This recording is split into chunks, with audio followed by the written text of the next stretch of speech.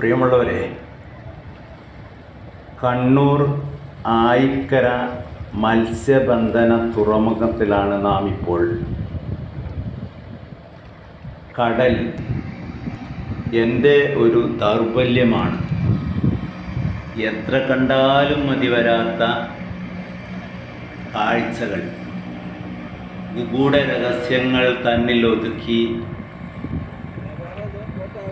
ഒരു ജീവിതം തന്നെ ഇവിടെ ഒളിഞ്ഞിരിപ്പുണ്ട്.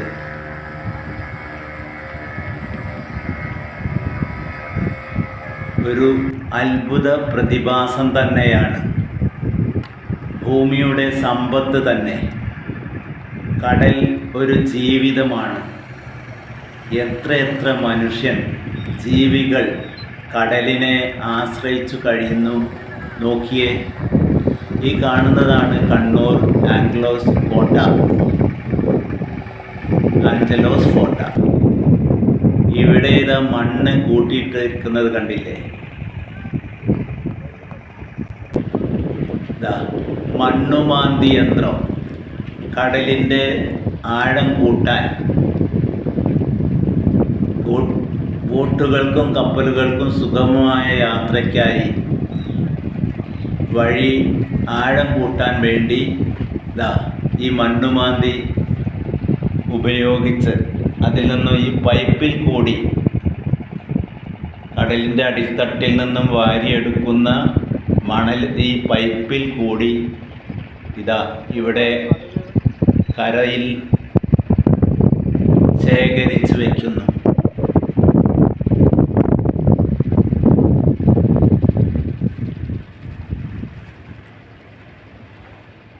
നോക്കൂ, കൂമ്പാരമായി കിടക്കുന്ന ഈ മണലെല്ലാം അത്രയും ഭാഗം ഇന്ന് കടലിൽ താഴ്ന്ന പ്രദേശമായി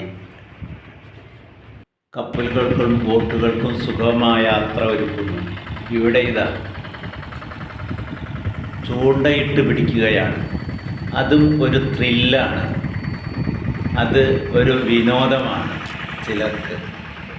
ഇവിടെ നായ്ക്കൾ ഇഷ്ടംപോലെ ഉണ്ട് കേട്ടോ. വണ്ടികൾ, ലോറികളൊക്കെ മത്സ്യം കൊണ്ടുപോകാനായിട്ട് കാത്തു നിൽക്കുകയാണ്. നോക്കൂ, ഈ തുറമുഖം വളരെ വിപുലമായ വികസനം ഓതി നിൽക്കുന്നു. എത്രയെത്ര നൂറുകണക്കിന് ബോട്ടുകൾ,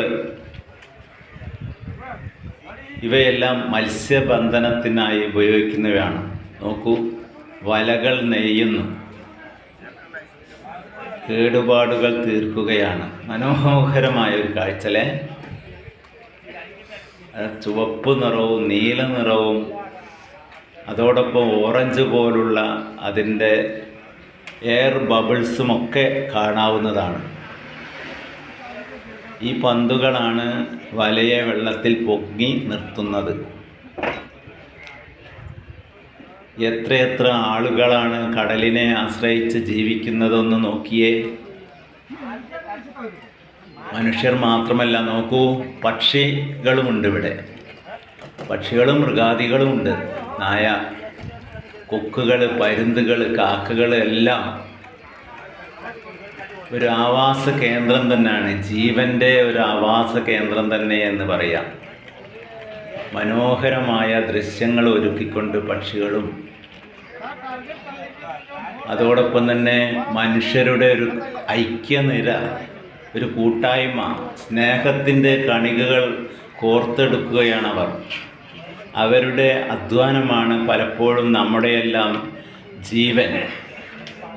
നമുക്ക് ആവശ്യമായ ആഹാരങ്ങളായാലും അതുപോലെ സുഖസൗകര്യങ്ങളൊക്കെ മറ്റുള്ളവരുടെ അധ്വാനത്തിൻ്റെ ഫലമാണ് എന്ന് വിളിച്ചോതുന്നു.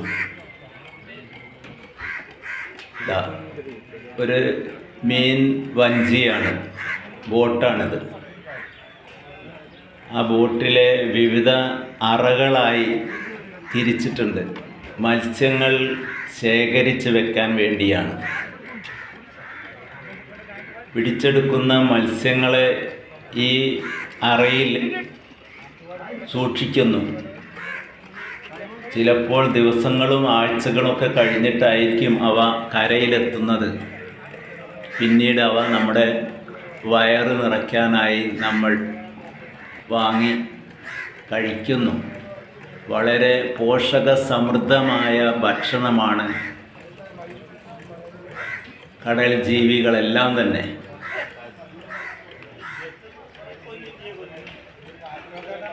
അതിൻ്റെ ഇടയിൽ സ്നേഹ സംഭാഷണങ്ങളും നാട്ടുവർത്തമാനങ്ങളും വീട്ടുവർത്തമാനങ്ങളുമായി ഒരു പറ്റം മനുഷ്യസ്നേഹികൾ. തീർച്ചയായിട്ടും അവർ മനുഷ്യസ്നേഹികൾ തന്നെയാണ്.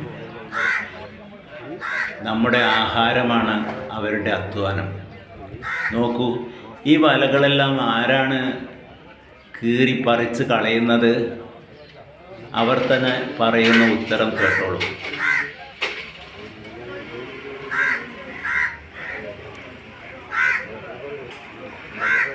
ലക്ഷക്കണക്കിന് വില വരുന്ന വലകളാണിവ.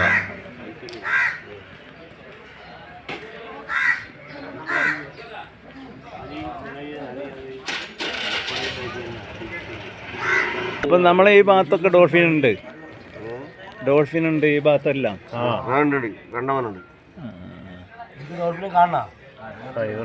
ഇവിടെ എണ്ണ ബോട്ടിൽ പോകണം. അതിപ്പോ ഇവിടെ വേറെ ടീമുണ്ട്. വീഡിയോ പിടിക്കാണ്ട് കേട്ടല്ലോ, ഡോൾഫിൻ പോലുള്ള ജീവികളാണ് ഈ വലകൾ കീറാനും അത് നശിപ്പിക്കാനും മുന്നോട്ട് വരുന്നത് എന്നാണ്. ഡോൾഫിനുകളുടെ ഒരു കൂട്ടം സങ്കേതം തന്നെ ഈ കടലിൽ ഉണ്ട്, കണ്ണൂർ ഭാഗത്തുണ്ട്. അത് കാണണമെങ്കിൽ പ്രത്യേകം ബോട്ട് യാത്ര ചെയ്ത് നിങ്ങൾക്ക് സന്ദർശിക്കാം എന്നാണ് അദ്ദേഹം പറഞ്ഞത്.